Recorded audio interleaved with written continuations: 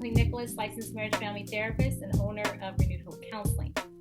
Have you ever wondered why we have two ears and one mouth? Well, some would say it's because we were built to do far more listening than talking. In relationships, the ability to listen to your partner is not just beneficial for the relationship, but it truly is an art. And when we say something is an art, we are usually referring to its texture, its form, creativity, and expression. And listening is no different. The ability to listen takes on a creative form, one that is expressed with silence and nonverbal feedback. It actually involves hearing something with thoughtful intention while delaying your opinions, your thoughts, or even your critique.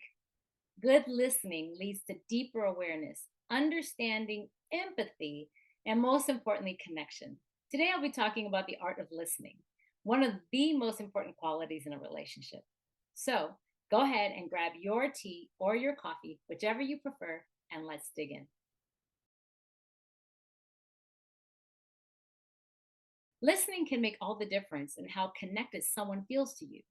It will also help you to understand what the other person is truly feeling and thinking. We live in a world where seeing people relationally disconnected is becoming more and more common. Think about how many times you may be having a conversation while you are multitasking something else. Or have you ever seen a couple or family at dinner and there's no conversation and everyone is on their phones, possibly kind of scrolling through social media? Or has someone ever been talking to you and right in the middle of the conversation, your mind is distracted or triggered to think about an earlier conversation, your to do list, or maybe you become more focused on your reply rather than the message being given?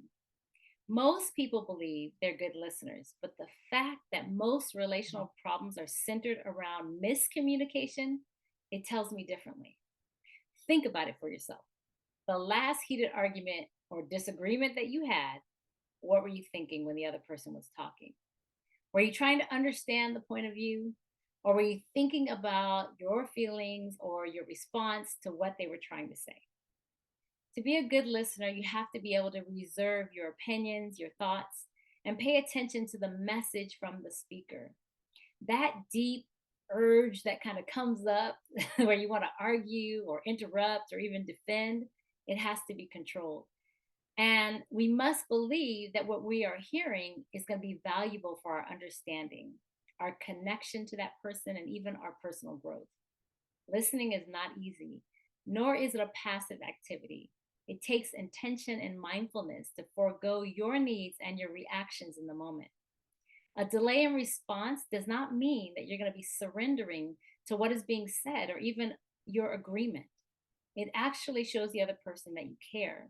It demonstrates empathy and your level of emotional intelligence, which is self awareness, self regulation, and empathy. That's just to name a few of them. So, here are some practical tips to help you master the art of listening. Create a space to listen. Decrease the distractions, especially if the conversation is serious. This includes work, phones, social media. Try your best not to multitask while listening. And be aware of your body language. You want to communicate to that person that they are the most important thing to you in that moment. And this means giving eye contact, turning towards them. These gestures are validating. And listen to what is being said. This includes the verbal and nonverbal. You don't want to edit or interrupt what's being said.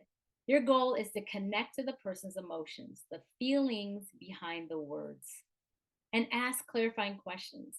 Before you give any feedback, ask questions to get all the information. You could also ask, how do you feel? Or how did that make them feel what they're talking about? You could also repeat back to them what you heard them say and then ask, did I understand that correctly? So, as an activity, you could practice with your partner or anyone um, by one person speaking on a topic. So, as an activity, you could practice with your partner or a friend or anyone by allowing one person to speak on a topic for 2 to 3 minutes. As the listener, your job is to hear their words, give eye contact, keep an open, welcoming posture by kind of leaning towards them, Give appropriate nonverbal feedback like smile, maybe a nod, or just say, okay. And when you start to feel that urge to interrupt, grab your lips, tap your knee as a reminder just to listen. And when they're finished, repeat back to them what you heard them say.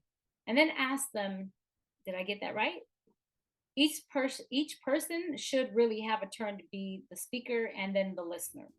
So you kind of switch off.